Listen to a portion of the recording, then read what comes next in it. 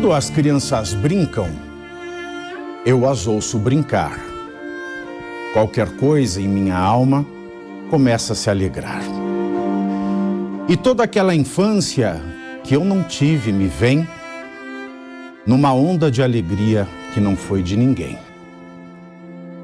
Se quem fui é enigma e quem serei visão, quem sou, ao menos sinta isso no coração. Boa tarde, é com esse poema de Fernando Pessoa que exalta a infância, a alegria, a pureza dessa fase da vida de todos nós, que eu começo linha de frente desta quarta-feira, dia 5 de abril de 2023.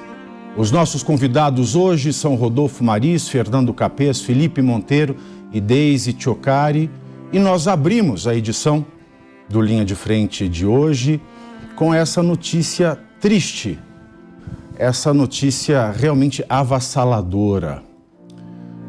O Brasil, ele amanheceu hoje com mais uma triste notícia de ataque a crianças. Em Blumenau, cidade do interior de Santa Catarina, um homem de 25 anos invadiu a creche Cantinho Bom Pastor, armado com uma machadinha, e matou 4 crianças, 3 meninos e uma menina, com idades entre 4 e 7 anos. Além das mortes, outros 5 menores ficaram feridos e foram encaminhados ao hospital, um deles em estado grave. O assassino, esse psicopata, Luiz Henrique de Lima, se entregou à polícia e está preso. A professora, uma das professoras da unidade, trancou a sala onde ficavam os bebês, porque era possível que bebês também tivessem as suas vidas ceifadas. Pelo Twitter, o presidente Lula lamentou o episódio.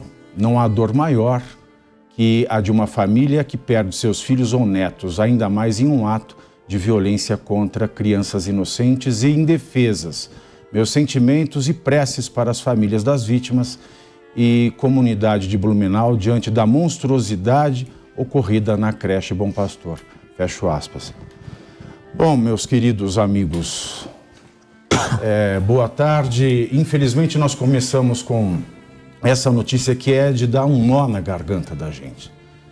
A gente acabou de ver uma escola invadida, uma professora, um exemplo de cidadã brasileira que se aposentou e continuou a sua carreira profissional como docente, e ela foi morta com uma faca numa escola aqui em São Paulo. E hoje nós vimos de manhã essa notícia desgraçada, essa notícia que tira da gente a alegria para continuar o dia, especialmente quem tem criança na família, quem é pai, quem é mãe, então nem se diga.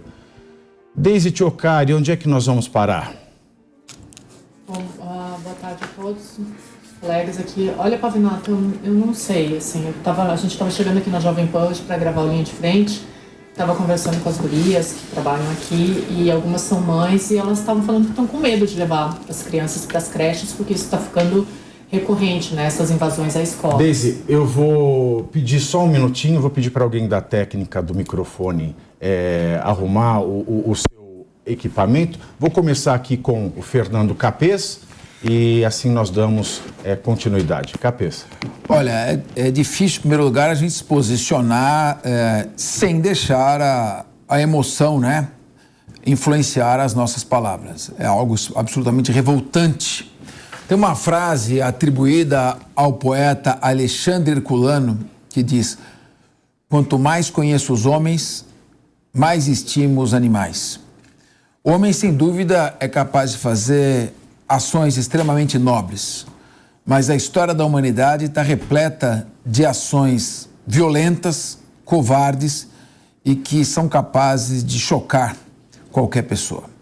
O que levaria um sujeito a pular o muro de uma creche, uma machadinha, matar 4 crianças e depois se entregar?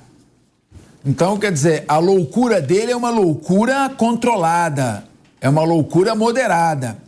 é louco, mas não rasga dinheiro, é louco, mas não come comida estragada, é louco, mas não pega a machadinha e se mutila ou se mata. Na verdade, é um covarde, um amoral. E claramente ele vai aí, fica o máximo de tempo possível que uma pessoa pode ficar presa, vai ficar 40 anos preso, depois ele consegue algum benefício. A legislação ela é muito branda com relação a isso. Agora, com relação ao futuro, nessa tragédia a gente espera, óbvio, não tem um réu, confesso, foi preso em flagrante, vai ser realizado o júri, vai ser condenado exemplarmente a 200 anos de pena. Quando você mata uma criança, tem alguma qualificadora nesse caso? São crianças de 4 a 7. Como é que funciona? Claro que tem. Bom, primeiro é um homicídio qualificado, e ainda tem a causa de aumento em razão dele ter praticado um crime qualificado. Explica para nossa audiência. O homicídio, ele pode ser um homicídio simples, que é um homicídio com uma pena menor, varia de 6 a 20 anos. E tem o homicídio qualificado, que é um homicídio que tem uma pena muito maior. Ela parte de 12 e vai até 30 anos. Então não são 6 a 20, são 12 a 30. O que torna um homicídio mais grave, qualificado, é ele ser praticado, por exemplo, por um motivo torpe, um motivo abjeto, ou por um motivo fútil, que é um motivo assim irrelevante, frívolo, ou com meio cruel. Que é o caso da machadinha. Aqui tem qualificado pelo emprego do meio cruel, que demonstra insensibilidade, brutalidade incomum em contraste com o elementar sentimento de piedade, expressões da lei. Você tem, além disso, o recurso que impossibilitou a defesa dos ofendidos, vítimas completamente indefesas. Você deve ter o motivo torpe e o motivo fútil. Então, que vão estar caracterizados. Então, ele tem, e mais a causa de aumento por ser praticado contra menor de 14 anos. Tem todas as nuances para pegar uma pena aí de próxima de 30 anos por cada um desses homicídios. Claramente, ele fica, o tempo máximo que ele vai cumprir pena é 40 anos. Agora, nós temos que falar também, o Tiago. Crime hediondo? Claro, um crime hediondo. Qual é a diferença do crime hediondo para todo homicídio qualificado é hediondo? Todo homicídio qualificado é um crime hediondo. Desde o homicídio que vitimou Daniela Pérez, a atriz da Globo, morta num ritual satânico por um ator que já morreu, né? O Guilherme de Pádua, e a Paula Tomás, que era a esposa dele. Desde então, numa pressão feita pela mãe da vítima... Aliás, né? Glória Pérez foi uma heroína, né? Ela não só investigou esse caso, como alimentou as autoridades com tudo que era necessário para o julgamento e ainda conseguiu mudar a lei para dar um pouco de conforto para as mães de vítimas. E se eu te falar que eles não foram condenados por unanimidade, quase ainda foram absolvidos, então no júri tudo é possível. Agora, então, é um crime hediondo, ele vai ter que cumprir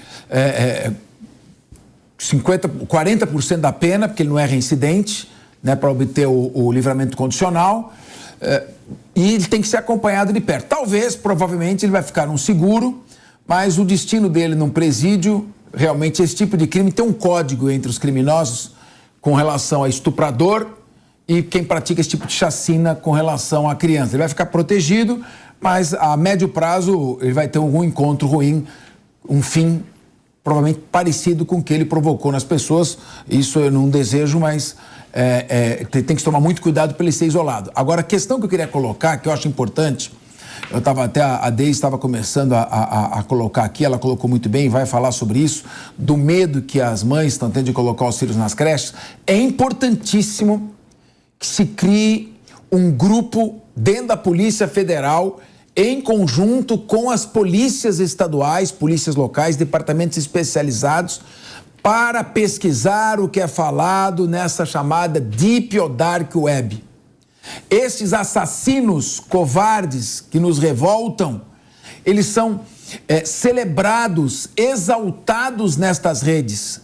Eles combinam crimes como esse, às vezes pode ser um crime de impulso, mas normalmente são crimes em que eles vão se exibindo nestas redes do submundo das redes sociais, vão se exibindo, vão virando verdadeiros heróis, são idolatrados, e isso vai criando um efeito cascata. Você pode ver, tem um crime, Esse crime, provavelmente, nessas redes, está exaltando aquele garoto que matou a professora. Ele está orgulhoso do que ele fez. Esse, provavelmente, embalou nessa mesma comunicação dessa rede. Se nós não fizermos uma investigação prévia, um monitoramento, acompanhamento das redes sociais e mudarmos a legislação para prender a simples menção a estes fatos, nós, infelizmente, não vamos conseguir evitar novas tragédias que há um enorme risco de se antepor. Então, se existe aí uma vontade de controlar as redes sociais de pessoas que estão expressando a sua opinião política, opinião de desacordo com um determinado candidato ou não, se há um empenho tão grande para isso, o empenho deveria ser redobrado e direcionado para evitar esse tipo de tragédia. Afinal de contas, crianças, elas têm que ter um tratamento especial em toda a legislação democrática, conforme a Declaração Universal dos Direitos do Homem. Mas, Deise, seu microfone agora já está ok na técnica. Tá bom, obrigada. Então, o que eu estava falando é que isso acaba gerando uma sensação de medo nas pessoas, e quando a gente estava entrando aqui na Jovem Pan, estava conversando com as meninas ali da recepção, que são mães, e elas estavam falando, não vou levar meus filhos para a escola amanhã, porque isso está virando recorrente. Então, é como o Capês falou, é necessário que se tenha um plano para que isso não aconteça, porque a gente está constantemente lidando com as coisas aqui no Brasil depois que aconteceu, depois que veio o caos. Nesse caso, eu não sei se esse cara é louco mesmo, a justiça vai dizer, mas se ele não for louco, né, se esse lixo desse cara aí não for um doido, um doente, tem-se que fazer também uma revisão nas escolas, repensar aquela questão dos vigilantes. Eu, quando era pequena, sempre tinha vigilante na minha escola, uma escola pública. Então, eu acho que, além de fazer uma reforma... Eu estava vendo esses dias um artigo do ex-governador do Rio Grande do Sul, Germano Rigoto, que ele falava que aqui no Brasil a gente tem a mania de começar as coisas ou pelo final, ou pegar só um ponto e tentar resolver o todo, né? Por que eu estou falando isso? Porque antes de fazer universidades ou fazer alguma reforma no ensino médico, no ensino médio, a gente precisa primeiro olhar para os professores, que estão extremamente desvalorizados e agora estão com a vida em risco o tempo todo, e olhar essas pessoas que chegam nesse ponto, ao ponto de fazer uma atrocidade dessas, e ver o que está acontecendo com elas lá na primeira infância, lá nos primeiros anos de vida, que faz com que elas cheguem numa idade de 20 anos ao ponto de fazer isso, né? Mas eu acho que, no primeiro lugar, é exigir dos políticos, das lideranças, que se tomem medidas preventivas para que isso não ocorra de novo. Está virando recorrente. Agora, Felipe, tem dois pontos preocupantes, né? A gente vê a saciedade de justiça social, com isso que o Capês falou antes agora, que ele vai chegar na cadeia e vai ter um tratamento especial dos outros presos, porque o crime que ele cometeu é inadmissível até para os bandidos mais perigosos. Isso nos lembra, você que é um cara progressista, que gosta muito do Chico Buarque, assim como eu, acho que o Chico Buarque foi o maior letrista, e tem aquele trecho daquela música dele, chama o ladrão, chama o ladrão. Parece que a justiça só vai ser feita quando ele se encontrar com o ladrão lá dentro do cárcere. Não é? Essa é uma sensação horrível. E, ao mesmo tempo, nós tivemos a sugestão, ontem, de uma associação, né, ligada a partidos de esquerda, uma associação criminal, eu não lembro o nome dela, mas ela sugeriu ao governo que soltasse, né, os bandidos do Rio Grande do Norte para resolver o problema que o Estado enfrentou no mês de março. E dentre esses bandidos pode ter muita gente como ele, né? Que esperança você vê para a população diante de uma coisa abjeta dessas? Não, é uma notícia triste. Mais uma vez, estamos diante de atentado à escola, no caso agora creche. E o Capês colocou aqui a parte repressiva, né, que eu concordo com ele. A Deise colocou a parte preventiva, que eu concordo com ela. Mas eu acho que a gente tem que aproveitar esse momento triste, né, completamente desumano, e começar a discutir questões civilizatórias, né? Por que no mundo que nós estamos vivendo mais pessoas estão com problemas mentais? Por que mais pessoas estão com doenças mentais? Por que mais casos desse tipo têm acontecido de forma mais frequente? Pega o seu celular aí, ergue um pouquinho. É isso aí. As redes sociais, de internet. Pode ser. Então, a gente tem que começar a discutir essas questões mais profundas, Pavinato. Eu concordo com o Capês quando ele fala que tem que dar o tratamento ideal para esse criminoso, não é? Concordo com a Deise, tem que pensar a questão da prevenção, não é? Mas nesse caso específico, desculpa, se colocar um guarda na escola, capaz que ele não consiga matar 4, mas vai matar uma criança, 2 crianças, não é? Não vai resolver o problema. O problema é que nós temos que olhar para dentro de nós mesmos e vermos quem nós somos como seres humanos e pensar a questão civilizatória, não é?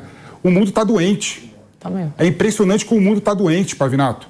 É impressionante como você anda na rua, as pessoas te xingam por nada, de graça, só porque você pensa diferente dela. Isso não é? É verdade. É impressionante como o mundo está indo para o caminho completamente errado. Nós temos que discutir questões realmente mais profundas de sociedade, Pavinato. Mas eu acho assim, só quero fazer uma colocação, nós estamos concordando, né? Nem tem como haver discordância num tema como esse. Mas a presença de um vigilante armado dentro das escolas e começar a tomar medidas preventivas torna-se absolutamente necessário. Isso é uma resposta imediata. Tem que ser tem que ser uma resposta olhar para dentro de nós mesmos é uma resposta a longo prazo. Sim, necessária também. Claro. Nós precisamos de medidas pragmáticas. Eu estava conversando no Jornal da Manhã, numa pergunta que eu dirigi ao nosso vice-governador, o Felipe Ramute, né? O primeiro nome? Felício Ramute. O nome Felício dele, Ramute. já continua. Felício Ramute, desculpa. São coisas que você não lembra aos 60, que você lembra aos 30. Bom, e que é aliás, foi um excepcional prefeito de São José, um excelente político e líder. Mas estou debatendo com ele o seguinte: nós temos que tomar medidas que não sejam simpáticas, como colocar detector de metais na porta das escolas. Não é simpático, mas é necessário. Nesse caso, ele pulou o muro. Tem que ser muros altos, tem que ter uma proteção, tem que ter vigilante. Existem determinadas escolas particulares que tomam medidas excepcionais. Então, você não vê atentados ocorrendo, por exemplo, dentro de sinagogas que são visadas, há muitos antissemitas no país, mas você não vê atentado ali. Por quê? Porque são tomadas uma série de providências preventivas que são necessárias e nós não podemos deixar nossas crianças desprotegidas. Então, é claro, o mundo está doente, o mundo sempre foi doente. É só entrar pode entrar... Não, está aumentando muito o nível de suicídio entre jovens, de insatisfação e de violência também entre jovens. Mas olha que as guerras da antiguidade, no século passado, o homem é cruel, o ser humano é um ser humano predador. Então, nós temos também que buscar as razões metafísicas, filosóficas, internas que levam alguém a fazer isso, mas temos que dar respostas práticas, pragmáticas, imediatas, que impeçam pessoas violentas e doentes, como tem um número enorme no Brasil e no mundo, de fazer o que fizeram. As crianças vão para a escola amanhã, as crianças vão para a creche hoje. Não é? Queria ouvir suas considerações sobre essa notícia pavorosa. Pavinato, infelizmente, né, eu queria dar uma boa tarde, um sorrisão no rosto, mas infelizmente não vai ser possível, e já não tem sido possível há algum tempo, porque o Brasil vem passando por umas situações que a gente não imaginava noticiar no começo de ano, e cenas lamentáveis. Há 2 semanas atrás, nós noticiávamos aqui o menino que entrou na escola e matou uma professora de 71 anos de idade a facadas. Já viu o reflexo ali de uma sociedade doente. E hoje nós estamos vendo um jovem de 25 anos que entrou numa escola e matou 4 crianças. É um absurdo, é de fato um absurdo. A sociedade está doente. Parece que nós estamos vivendo em Sodoma e Gomorra, na Babilônia, onde era comum esse tipo de crime. E nós não estamos vivendo lá. Né? Segundo a Bíblia, isso vai acontecer e parece que os fins dos tempos chegaram de verdade. Crianças sendo ceifadas, e é um ato recorrente. Eu fui notando tudo o que os meus colegas de mesa aqui foram falando. A emoção que embarga a nossa voz, como o Capês bem disse aqui, ao noticiar, porque eu sou pai, tenho uma filha de 9 anos e uma que vai completar 19 anos agora. Olha só. Imagina minha filha indo para a escola, uma escola particular, assim como essa creche também, que era uma instituição privada. Só que lá na escola tem segurança. E já tentaram entrar na escola. Esses andarilhos, esses moradores de rua, a segurança dentro de uma creche dessa, sim, é necessária. É um plano de segurança que tem que ser refeito e tem que ser elaborado, tem que ser repensado. O pessoal de Blumenau, Santa Catarina, jamais imaginou que isso fosse acontecer. Porque é sempre assim, a gente olha para o vizinho e fala, isso nunca vai acontecer com a gente. Mas como dizia a minha mãe, proteção em canja de galinha nunca faz mal a ninguém. Tem que repensar na segurança dessas instituições, tanto pública quanto privada. Brutalidade, alguém falou aqui na mesa sobre brutalidade. O que passa na cabeça de um jovem de 25 anos que entra numa creche e brutalmente assassina 4 crianças indefesas, cheias de vida pela frente. Imagina a dor dos pais, porque, de fato, a ordem natural da vida, ela foi desrespeitada. Os nossos avós e os nossos pais enterram os nossos avós, e nós, um dia, iremos enterrar os nossos pais. Essa é a ordem cronológica do negócio. Um pai enterrar um filho é uma dor que eu jamais gostaria de passar. E eu me compadeço com a dor de vocês, pais, que já perderam um filho. Agora, um filho sendo assassinado por esse elemento que tá aí, ó. Eu tô achando que eu tô no flagrante, eu quero chamar esse cara de vagabundo já, Pavinato. Pode. Vagabundo, safado. Exatamente. Imagina a dor dos pais agora, dessas crianças. Aí vai falar que ele é um cara doente, que navegava na Deep Web. Mas esse cara já não nasceu normal.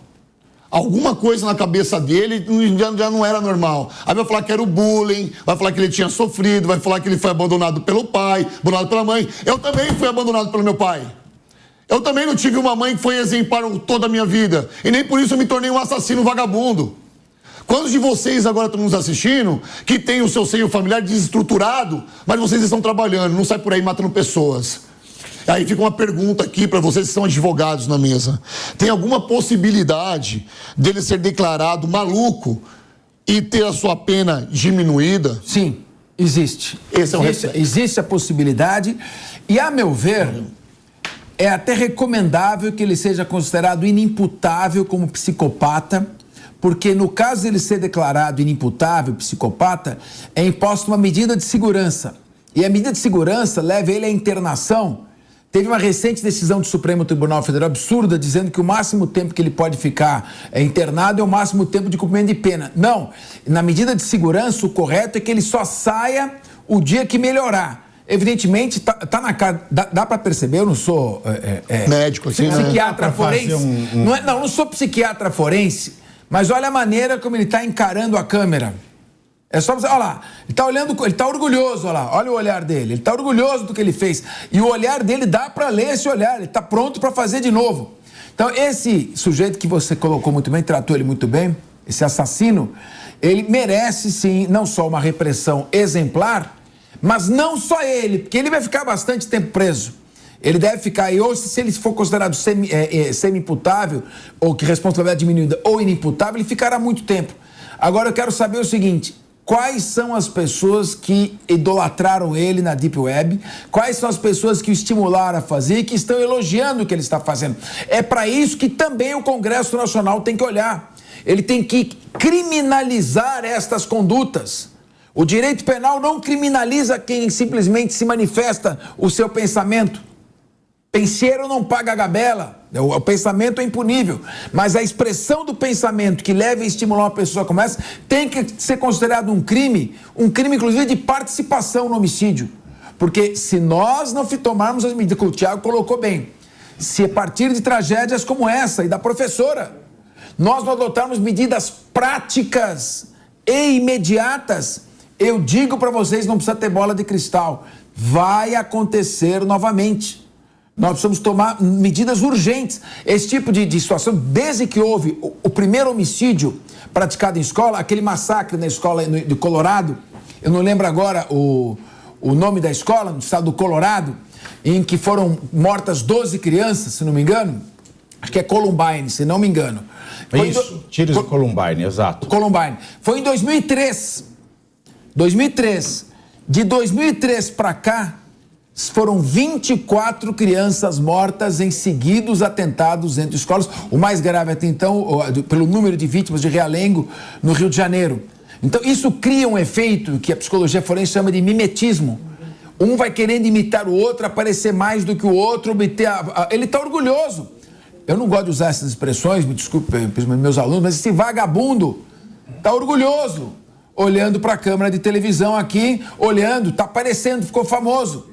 Isso é ruim, isso é pernicioso, isso é perigoso. Temos que tomar medidas urgentes de controle e monitoramento das redes sociais. A minha linha de pesquisa acadêmica é capacidade jurídica, né? E a minha livre docência, que eu não terminei, é sobre a psicopatia. Nós temos um código penal que é da década de 1940. Ou seja, já tem mais de 80 anos. Tá velho. Em 1940... a psiquiatria ainda não era aceita como uma ciência médica. Ela tinha muitas ressalvas. A psiquiatria começou a se formatar fora do Brasil a partir do final da década de 50. No Brasil, então, foi só nos anos 90. Então, o nosso Código Penal, ele não atende esses casos de psicopatologia ou transtorno, porque há uma diferença ainda. Sim. O psicopata não é um doente. O doente, para fins de penalidade, semi-imputabilidade, ou ser mandado para o manicômio, é aquele cara que tem esquizofrenia, por exemplo. Ele tem uma doença psiquiátrica que, ao cometer o crime, ele não sabe que ele está cometendo mal. Não sabe. Ele não tem noção. O psicopata tem noção. Então, de um lado tem a doença mental, que já é muito mal aplicada no Código Penal, porque a gente não tinha um código de doenças, a gente não tinha um DSM como tem hoje, e de outro, hoje a gente tem o transtorno de personalidade antissocial, que é onde estão os psicopatas, e o psicopata não é doente. Portanto, ele não é inimputável. Ele não vai para manicômio. O psicopata, ele entra e sai do regime prisional e ele vai voltar a cometer crimes. E o nosso legislador hoje só está preocupado com verba, com emenda PIX, o Brasil pegando fogo, crianças morrendo, o Congresso está em ponto facultativo. E o que a gente só vê, o Congresso, no afã de aprovar, Deise, são revisão da lei das estatais, para colocar apaniguado de partido político em empresa pública, pressa para ver quem tem mais poder para decidir medida provisória, que isso também é mais uma dinheirama que cai. Como é que a criança brasileira vai ser protegida se a gente tem um Código Penal velho, ultrapassado, e que não dá jeito para esses casos? Por exemplo, se esse menino for um psicopata, ele vai sair de lá e vai matar de novo. Não tenha dúvida. E vai matar de novo. É o doente moral, né? Então, o Ulisses Guimarães falava, né, se esse Congresso está ruim, espera o próximo, né? E o que a gente tem visto assim, são todas as articulações do Congresso e do que tem acontecido desse ano para cá, né, depois do ano eleitoral, sempre em torno de disputas de poder, né? E aí a gente vê de novo aqui, a gente vai tratar da pauta da Delegacia da Mulher aqui, que o Lula tá querendo que fique aberta 24 horas por dia, mas eu sempre fico me perguntando até onde vão esses factoides, até onde o motivo é só gerar notícia positiva, uma falsa impressão de notícia positiva. Exato. Porque a gente já está no segundo caso. Cara, a gente já falou 300 vezes aqui no Linha de Frente, ninguém mais fala dos índios, ninguém mais fala do litoral norte, só chegaram 2 milhões para lá, o país está caindo, está desabando, o Congresso em ponto facultativo, vai voltar agora para votar projetos dos interesses deles. Então, assim, enquanto não mudar isso, essas coisas não vão sair do papel. Está todo mundo desamparado. Você tocou no assunto do Código Penal. Sim, o Código Penal, claro, ele sofreu muitas modificações de 1940 para cá. Em janeiro de 85 entrou em vigor a nova parte geral, mas essa questão que o Thiago Pavinato colocou ainda não foi totalmente elucidada. O psicopata, né, que é o doente moral, ele não é imoral, ele é amoral, né, o desprovido de senso moral.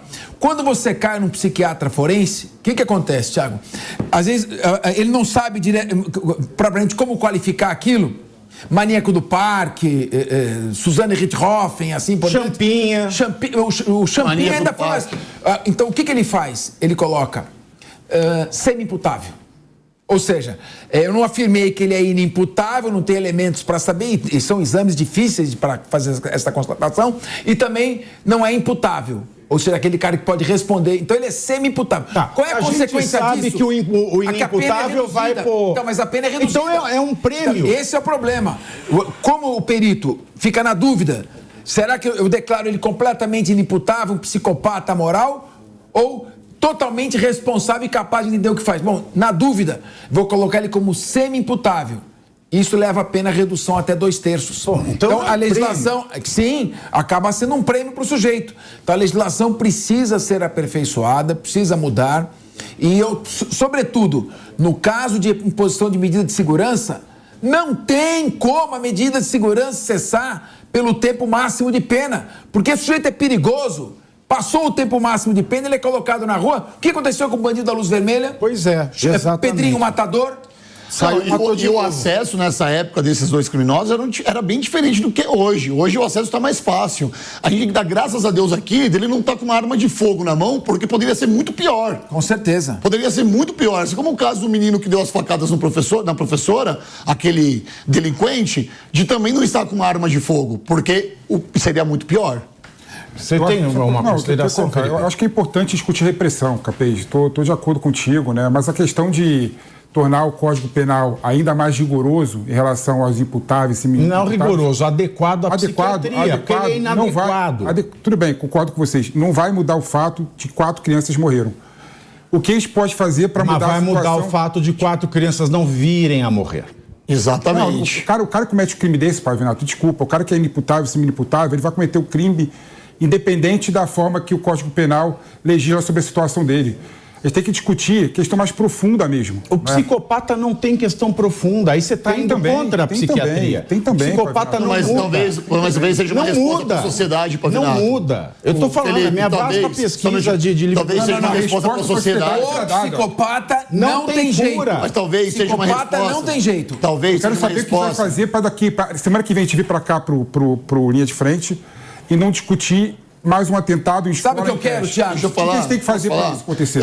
É uma resposta para a sociedade. Imagina a mãe, o pai dessas crianças. E daqui 2 anos, esse delinquente assassino sai pela porta da frente de uma cadeia. Nossa. É isso, é essa a resposta. O cara tem que ficar lá durante o maior tempo possível. Branda ou não branda. O Felipe Monteiro perguntou: o que impede da gente não chegar aqui daqui 1 mês e estar falando de uma nova tragédia? Sabe o que impede? Na próxima semana, monitorar as redes sociais para desbaratar o próximo crime que será praticado. Porque esses dois viraram heróis. São canalhas na nossa visão, mas são heróis na Deep Web. E tem outros que estão querendo imitar. Sabe o que é mais doentio? Sabe o que é mais doentio? O mais doentio é a volta da politização do negócio. A pessoa que matou votou no Lula, a pessoa que matou votou no Bolsonaro. Não, cara. Olha, meu querido, deixa eu te falar uma coisa, você que está assistindo aqui. Não importa em quem um maluco desse, um bandido desse, um delinquente tenha votado. Isso não tem nada a ver com Não tem nada a ver. Doente é doente. Vagabundo é vagabundo. Assassino é assassino. Quem liga questões políticas ao assassinato ou à justiça de assassinato ou não é tão doente quanto quem comete esses crimes. Preste atenção e leve isso para a sua vida.